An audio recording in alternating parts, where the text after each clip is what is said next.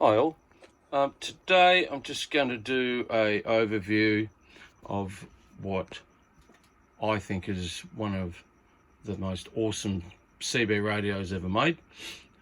Back in the day I had one of these, I think it was a 23 channel by memory, and I took it down to the local CB shop, and for a few dollars and nudge nudge, wink wink, say no more, he put a Digi scan on it, and wowee.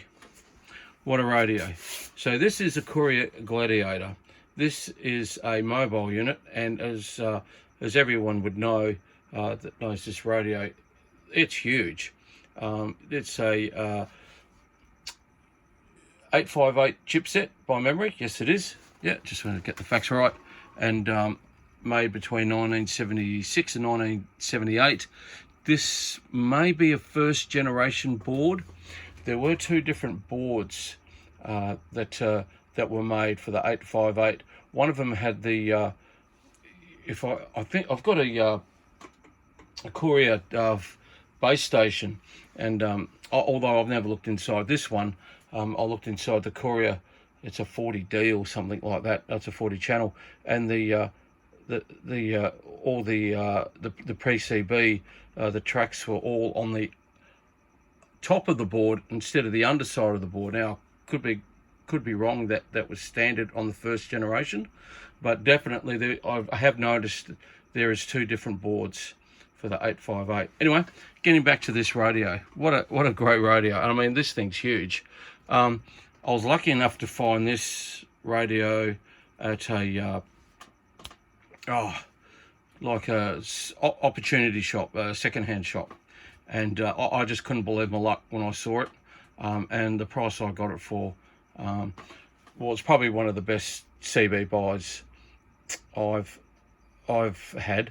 By memory, it cost me $40 Australian, and it, as you can see, this is how I got it.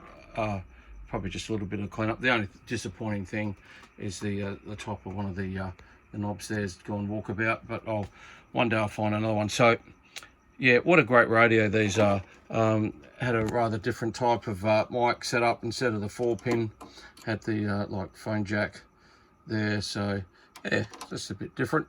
Nothing wrong with that. But these are a great radio. One thing you will notice by memory, where is it? Oh yeah, the speaker is on the side. Yeah, that was a bit different in the day. It was good to see CB radio manufacturers and people that went to them.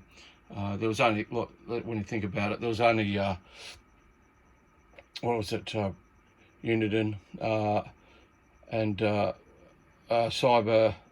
Cybernet boards being made, both in Japan, and it was good to see different people go to them and say, look, we want to sell CB radios, because, you know, as you know, it was huge, especially in the States. They would have sold millions and millions of radios in the States.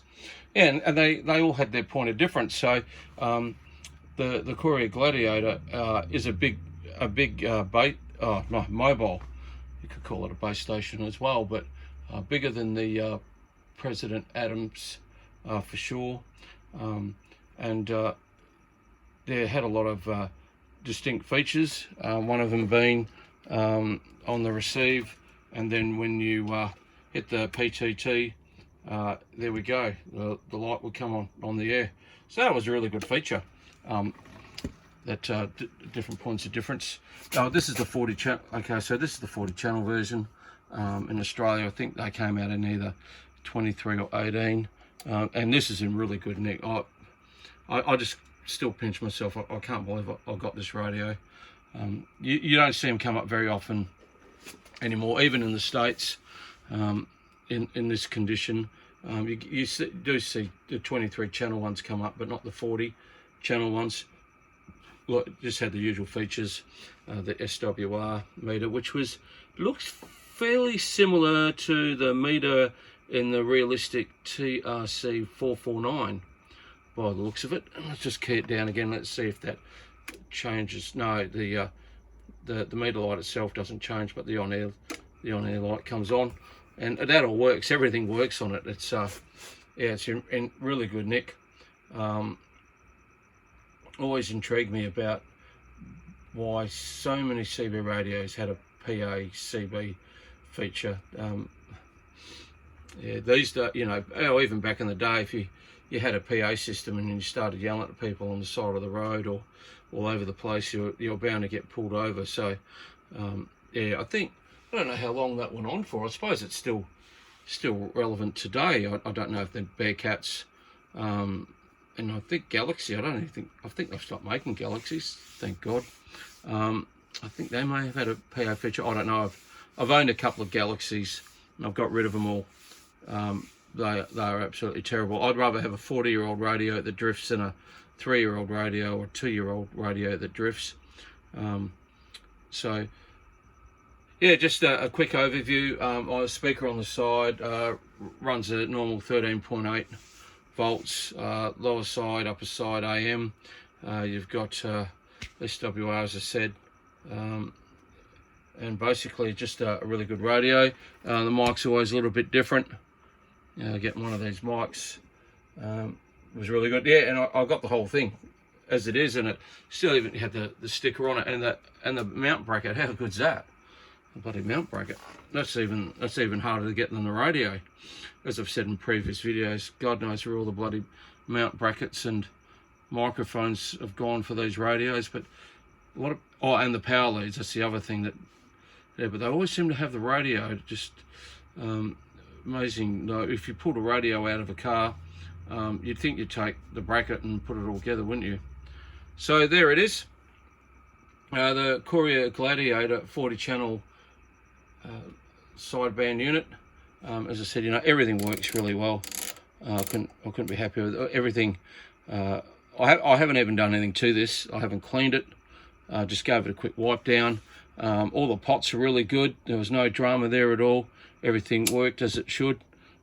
Just, yeah, come to life.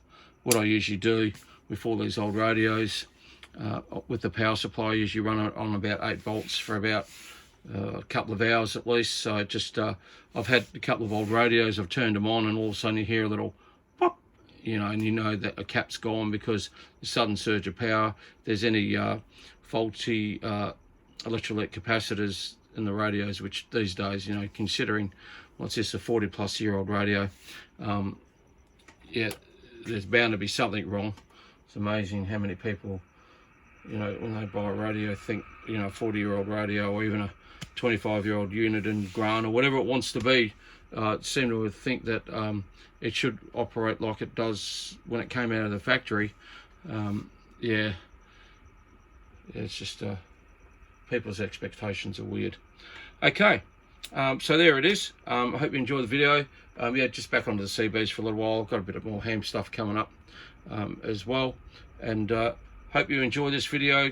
Give me a thumbs up and subscribe to the channel. It just helps see how many viewers I can get, as Hogs would say. All right, Norris 73s for now. Thank you.